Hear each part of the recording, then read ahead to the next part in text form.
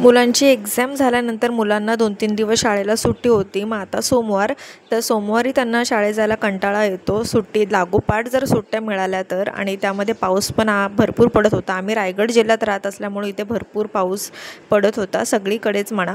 आणि चिकू उठल्यानंतर याची एक गोष्ट चांगली की हा अजिबात रडत नाही. बरं, सोमवार झाल्यानंतर त्यांना परत पुन्हा पावसामुळे 2-3 दिवस अजून सुट्ट्या दिल्या. सो आज गुरुवार, तर आज शाळेत गेलेला आहे दोन्ही पण. सो हा सोमवारचा आणि त्याचे 2-3 दिवसचा व्लॉग आहे.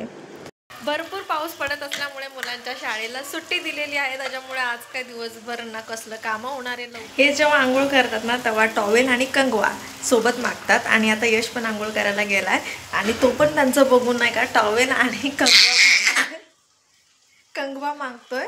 जसं तो बघतोय ना ते कसं करतं तसं तो पण करायला लागतोय. वरण भात मी केलं होतं सकाळी, पण हे जस्ट आता इथे थोडंसं म्हणजे त्यांचं काम तिकडं आहे पण त्यांचं इकडे येणं झालं म्हणून त्यांनी डोसाचं पीठ पाठवलं. खालीच आमच्या हॉटेल आहे बिकानेर, त्याच्यामुळे सोपं पडतं. केव्हा पण इच्छा झाली डोसा खायचे काय वगैरे इथले तर ते पीठ आणायचंच.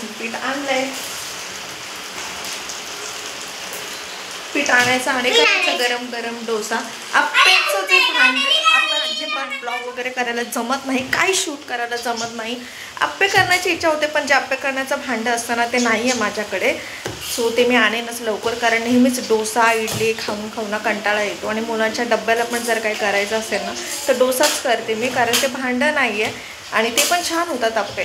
सो ते पण लवकर आणेन मी आणि करेन, कारण सोपं पडतं. पीठ वगैरे आंबवण्याची गरज नाही पडत, ते जवळ असल्या. तर इथे मी डोसा करायला घेतले होते आणि यशला खूप भूक लागली होती. तर त्याला अगोदर मी डोसा करून दिले आणि त्याला ना खूप आवडतो. म्हणजे तुम्ही टिफिनला द्या किंवा दिवसातून 3 वेळा त्याला डोसा द्या खायला तरी त्याला कंटाळत येत नाही. आम्ही नॉनव्हेज वगैरे सगळं खातो पण तो प्युअर व्हेजिटेरियन आहे. आम्ही जरी चिकन मटन ह्या सगळ्या गोष्टी घरामध्ये केलं ना जेवणासाठी, त्याच्यासाठी एक स्पेशल वरण भात करावं लागतं. आणि मला माहिती नव्हतं की आज हे डोसाचं पीठ वगैरे आणणार आहे, कारण जर उद्या करायचं असेल ना आम्ही आज घेऊन येतो किंवा ते खालीच आहे, आमच्या बिल्डिंगच्या खाली बिकानेर आहे. त्यामुळे जेव्हा हवं ते आम्ही आणतो खाण्यासाठी. पण मला माहिती नव्हतं हे आज आणणार आहे, तर मी ते डोसा करण्यासाठी घेतलं. कारण वरण भात भरपूर केलं होतं मी, तर ते थोडंसं राहिलं होतं. कारण हे डोसा खाल्ल्यानंतर वरण भात काय खाणार, त्यामुळे ते पण राहिलं होतं. आणि ह्यांना अजिबात दम पडत होता, त्यामुळे चिकू पण रडत होता. आणि भक्ती चिकूला घेऊन कॅमेरासमोर नाचवते खेळवते, पण ती काही व्यवस्थित कॅप्चर नाही झाली.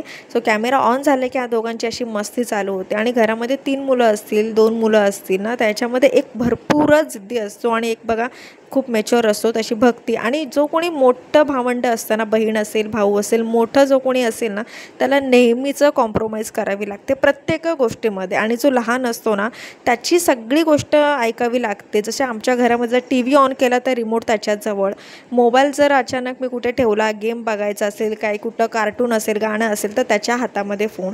बिचारी ती भक्ती किती पण मागू दे त्याला अजिबात ती देत नाही. जेव्हा मी जबरदस्तीने दिला की त्याला दे 5 मिनटं, असं आम्ही देत नाही फोन बघण्यासाठी वगैरे, तरी पण मुलं केव्हा तरी घेतात. आपण फोन ठेवून बाजूला काही कामं वगैरे करत असलो तर. शहाणं बाळ मला असं म्हणावं लागेल, कारण खरंच ती खूप मॅच्युअर आहे प्रत्येक गोष्टीमध्ये. जर मी कुठे उदास झाले किंवा काही असेल तर ती कधी ना अशी एक गोष्ट मला ती बोलून जाते ना की मला कळत नाही की अरे हिच्या कसं लक्षात येतं, ही एवढी कसं काय समजूतदार आहे, किंवा ही एवढी मोठी गोष्ट ही मला कशी काय बोलू शकते, मला का नाही कळली ही. सो कधी मुलांकडून पण भरपूर काही शिकण्यासारखं असतं. मी माझ्या बाबतीतच सांगते, मी जेव्हा हिच्या एवढी होते ना तेव्हा मला तिला जितकं कळतं आहे ना मला खरंच काहीच तेवढं कळत नव्हतं. मी सरकारी शाळेमध्ये शिकले, त्यामुळे फक्त शाळा दुपारचं जे खिचडी भात मिळायचं वगैरे आम्ही ते खाऊन वगैरे शाळा शिकलो आहे. एवढ्या काय फॅसिलिटीज आम्हाला मिळाले नाही की नाश्त्यासाठी तुम्ही आप्पे द्या, डोसा द्या, ह्या सगळ्या गोष्टी. पण असो, ह्यांना सगळं मिळतं आहे सहज आणि चांगली गोष्ट आहे ती पण.